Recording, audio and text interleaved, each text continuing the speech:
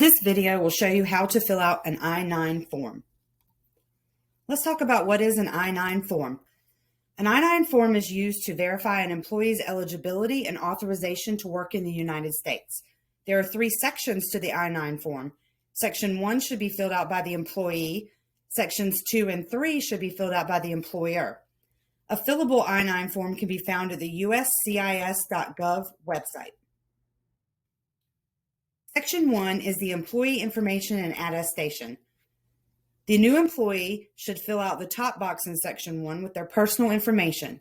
This includes their name, address, date of birth, social security number, email address, and telephone number. The employee will then check the corresponding box that describes their eligibility to work in the United States. Our example shows box 1 is checked, a citizen of the United States. The employee must then sign and date the form. If the employee filled out their own I-9 form without the help of a preparer or translator, they will check the appropriate box. In our example, I did not use a preparer or translator.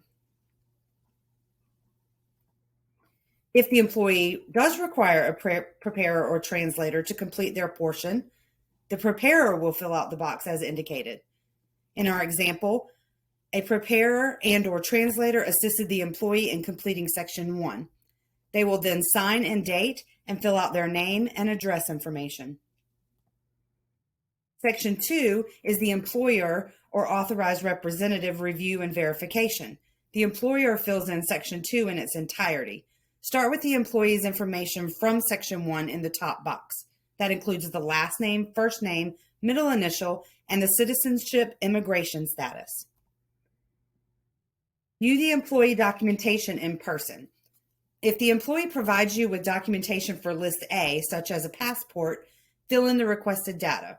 That includes the document title, issuing authority, document number, and expiration date, if any. If the employee provides you with documentation for List B and List C, usually a driver's license and social security card, fill in that requested data.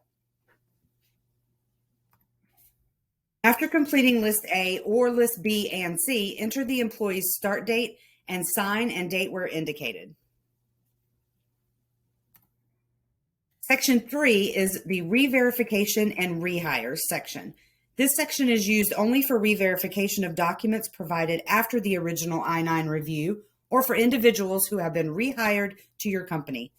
Part A only needs to be completed if the employee's name has changed from Section 1. For rehires, complete Part B, date of rehire, and then sign and date at the bottom. For re-verification of documents, complete Part C. This includes the document title, document number, and expiration date, if any, and then sign and date at the bottom. Congratulations, you have successfully completed the I-9 form.